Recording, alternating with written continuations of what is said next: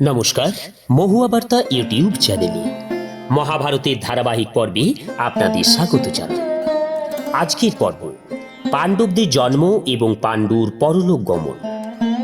চ্যানেলে যারা নতুন তাদের অনুরোধ জানাবো চ্যানেলটি সাবস্ক্রাইব করে মহাভারতের ধারাবাহিক পর্বগুলি শ্রবণ করুন।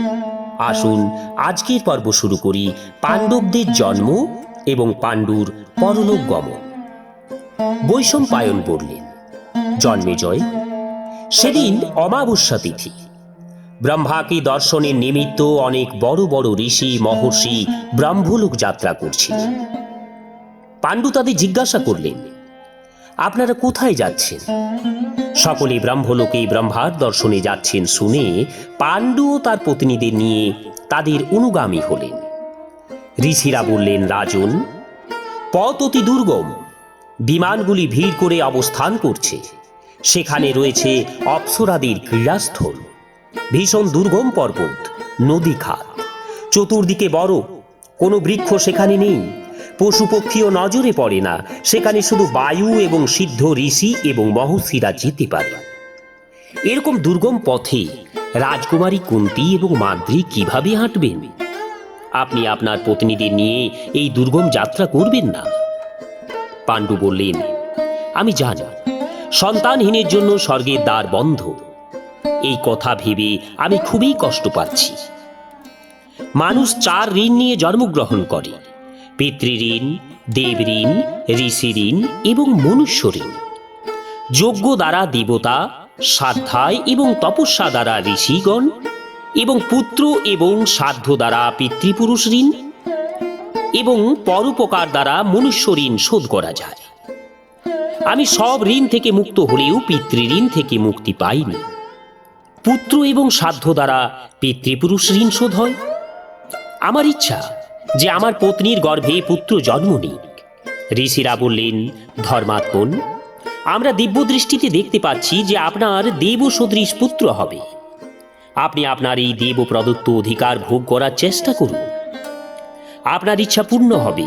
পাণ্ডু ঋষিদের কথা শুনে চিন্তিত হলেন, কেননা তিনি জানতেন যে কিন্দম ঋষির অভিশাপে স্ত্রী সহবাস করতে তিনি অক্ষম।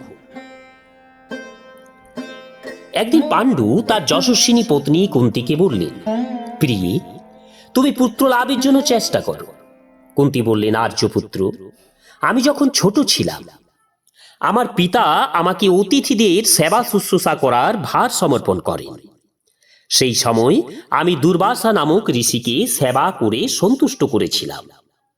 তাতে তিনি আমাকে বর প্রদান করেন, একটি মন্ত্র শিখিয়ে দেন এবং বলেন, এই মন্ত্র দ্বারা তুমি যে দেবতাকে আহ্বান করবে তিনি ইচ্ছা বা অনিচ্ছাতেও তোমার অধীন হবে। আপনি যদি অনুমতি করেন তাহলে আমি যে কোনো দেবতাকে আহ্বান করতে পারি। তার সাহায্যে আমার সন্তান হবে। আপনি বলুন, কোন দেবতাকে আমি আহ্বান করব? পাণ্ডু বললেন, আজ তুমি বিধিপূর্বক ধর্মরাজকে আহ্বান করো। ত্রিলোকে তিনি শ্রেষ্ঠ পুণ্যাত্মা। তার দ্বারা যে সন্তান জন্মগ্রহণ করবে নিঃসন্দেহে সে ধার্মিক হবে। তার মন কখনো অধর্ম পথে যাবে না। কুন্তী তখন ধর্মরাজকে আহ্বান করে দুর্বাসা প্রদত্ত মন্ত্র জপ করতে লাগলেন।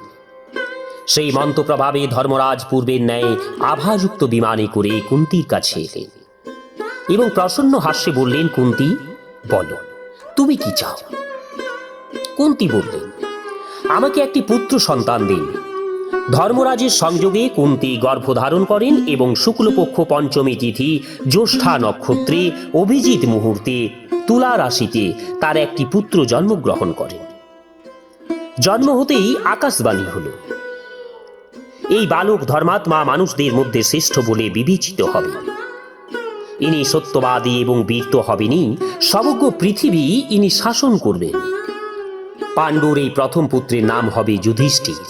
ত্রিলোকে ইনি যশস্বী হবেন। কিছুদিন পর পাণ্ডু আবার কুন্তীকে বললেন, প্রিয়ে, ক্ষত্রিয় জাতি বল প্রধান হয়ে থাকে, সুতরাং এমন পুত্রের জন্ম দাও যে বলশালী হবে। পতির নির্দেশে কুন্তী বায়ুকে আহ্বান করলেন। মহাবলী পবনদেব হরিণে চড়ে এলেন। কুন্তির অনুরোধে তার দ্বারা কুন্তির গর্ভে ভীষণ পরাক্রমশালী এবং বলশালী ভীমসেন জন্ম নিলেন। সেই সময়েও দৈববাণী হল যে এই পুত্র বলবানদের শিরোমণি হবে। জন্মেজয় ভীমসেন জন্মগ্রহণ করতেই একটি বিচিত্র ঘটনা ঘটল। ভীমসেন তার মাতার কোলে ঘুমুচ্ছিলেন। সেই সময় সেখানে একটি বাঘ এলো। কুন্তি ভয়ে সেখান থেকে পালিয়ে গেলেন। ভীমসেনের কথা তার মনে ছিল না। ভীম মাতার ক্রোড় থেকে পাথরের চাতালে পড়ে গেলেন, আর চাতালটি চূর্ণ বিচূর্ণ হয়ে গেল। আর সেই চূর্ণ বিচূর্ণ পাথরের টুকরো দেখে পাণ্ডু চমকিত হলেন। যেদিন ভীমসেনের জন্ম হয় সেদিনেই দুর্যোধনও জন্মেছিলেন। পাণ্ডু এবার চিন্তা করলেন, আমার যাতে এমন একজন পুত্র হয় যাকে জগতে সর্বশ্রেষ্ঠ বলে মানা হবে। ইন্দ্র দেবতাদের মধ্যে শ্রেষ্ঠ। তিনি যদি কোন রূপে সন্তুষ্ট হয়ে আমাকে একটি সর্বশ্রেষ্ঠ পুত্র দান করেন, এরূপ চিন্তা করে তিনি কুন্তিকে 1 বছর ধরে ব্রত ধারণ করার জন্য নির্দেশ দিলেন এবং স্বয়ং সূর্যের সামনে এক পায়ে দণ্ডায়মান হয়ে একাগ্রভাবে উগ্র তপস্যা করতে লাগলেন। তার তপস্যায় সন্তুষ্ট হয়ে ইন্দ্র প্রকটিত হয়ে বললেন, তোমাকে আমি এক জগৎ বিখ্যাত ব্রাহ্মণ, গো এবং সুহৃদদের সেবাকারী, শত্রু সন্তপ্তকারী শ্রেষ্ঠ পুত্র দান করব। তখন পাণ্ডু কুন্তিকে বললেন, প্রিয়ে, আমি দেবরাজ ইন্দ্রের কাছ থেকে বর লাভ করেছি। এবার তুমি পুত্রীর জন্য তাকে আহ্বান করো। কুন্তি পাণ্ডুর নির্দেশ মেনে নিলেন। তখন দেবরাজ ইন্দ্র প্রকটিত হলেন এবং অর্জুনের জন্ম হল। অর্জুনের জন্মের সময় আকাশকে প্রকম্পিত করে আকাশবাণী হল, কুন্তি, এই বালক কার্তবীর্য অর্জুন এবং ভগবান শঙ্করের মতো পরাক্রমশালী এবং ইন্দ্রের ন্যায় অপরাজিত থেকে তোমার যশ বৃদ্ধি করবে। বিষ্ণু যেমন তার মাতা অদিতিকে প্রসন্ন করেছিলেন, এই বালকও তেমনই তোমাকে প্রসন্ন করবেন। এই বালক বহু সামন্ত এবং রাজাদের পরাজিত করে 3টি অশ্বমেধ যজ্ঞ করবেন। স্বয়ং ভগবান রুদ্র এর পরাক্রম সন্তুষ্ট হয়ে একে অস্ত্রদান করবেন। এই বালক ইন্দ্রের নির্দেশ নিবাত কবচ নামক অসুরদের বধ করবেন এবং বহু দিব্য অস্ত্র শস্ত্রাদি প্রাপ্ত হবেন। এই আকাশবাণী শুধু কুন্তি নয়, সকলেই শুনতে পেলেন। এতে মুনি, ঋষি, দেবতা, সমস্ত প্রাণী অত্যন্ত সন্তুষ্ট হলেন। আকাশে দুন্দুবি বাজতে লাগলো, পুষ্পবৃষ্টি হতে লাগলো। ইন্দ্রাদি দেবগণ, সপ্তর্ষি, প্রজাপতি, গন্ধর্ব, অপ্সরা এরা সকলেই দিব্য বস্ত্রভূষণে সুসজ্জিত হয়ে অর্জুনের জন্মের জন্য আনন্দ উৎসব করতে লাগলেন। দেবতাদের এই উৎসব শুধু মুনি ঋষিরাই দেখতে পেলেন, সাধারণ মানুষরা নয়। পরে একদিন মাদ্রির অনুরোধে পাণ্ডু কুন্তিকে একান্তে ডেকে বললেন, তুমি প্রজা এবং আমার প্রসন্নতার জন্য এক কঠিন কাজ করো। এতে তোমার যশ বৃদ্ধি হবে। লোকে যশের জন্য আগেও অনেক কঠিন কঠিন কাজ করেছে। কাজটি এই যে মাদ্রির গর্ভে যেন পুত্র উৎপন্ন হয়। পাণ্ডুর আদেশ শিরোধার্য করে কুন্তি মাদ্রিকে বললেন, বোন, তুমি একবার কোনো দেবতাকে স্মরণ করো, তার দ্বারা তুমি সেই মতো পুত্র লাভ করবে।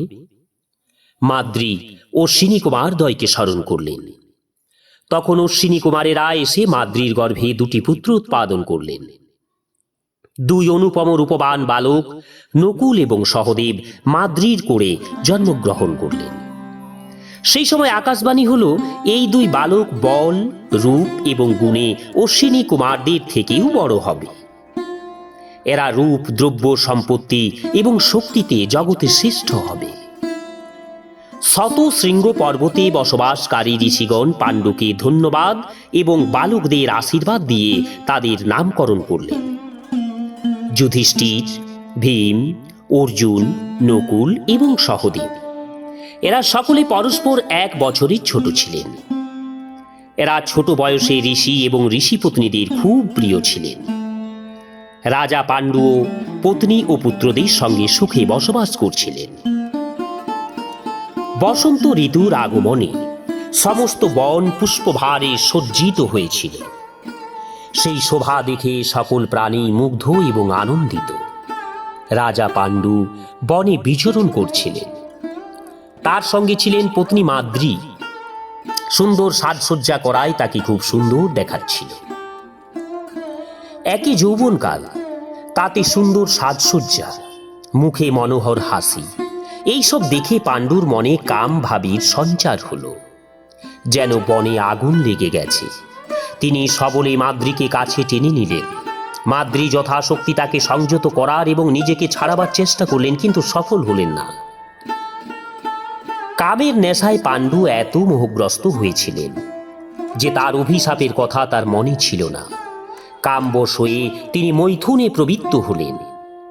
তখনই তার চেতনা নষ্ট হয়ে গেল। মাদ্রী তার সব জড়িয়ে ধরে আর্তকণ্ঠে বিলাপ করতে লাগলেন।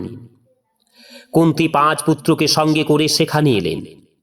তারা কিছু দূরে থাকতেই মাদ্রী বললেন, দিদি, পুত্রদের একটু দূরে রেখে তুমি এসো। এই অবস্থা দেখে কুন্তী শোকগ্রস্ত হলেন।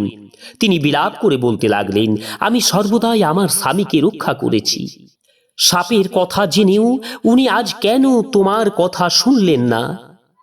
মাদ্রী বললেন, দিদি, আমি অনেক অনুনয় বিনয় করেছিলাম, কিন্তু এটি হওয়ারই ছিল, তাই উনি মনকে বশে রাখতে পারেননি।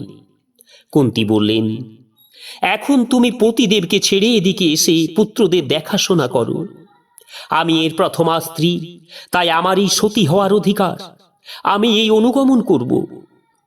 মাদ্রী বললেন, দিদি, ধর্মাত্মা পতির সঙ্গে আমি সতী হব। আমি এখন যুবতী, আমারই এর সঙ্গে সহগমন করা উচিত। তুমি আমার বড়, এটুকু অধিকার আমাকে দাও। আমার পুত্রদের তুমি নিজের পুত্রের মতো দেখো। আমার উপর আসক্তির জন্য এর মৃত্যু ঘটেছে, তার জন্য আমি দায়ী, তাই আমারই সতী হওয়া উচিত।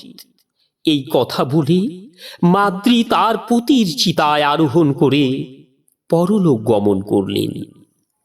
নমস্কার, আজ এই পর্যন্তই। মহাভারতের ধারাবাহিক পর্বগুলি শ্রবণের জন্য চ্যানেলে যারা নতুন তাদের অনুরোধ জানাবো চ্যানেলটি সাবস্ক্রাইব করে মহাভারতের ধারাবাহিক পর্বগুলি শ্রবণ করুন। সবাই সুস্থ এবং ভালো থাকুন। নমস্কার, ধন্যবাদ।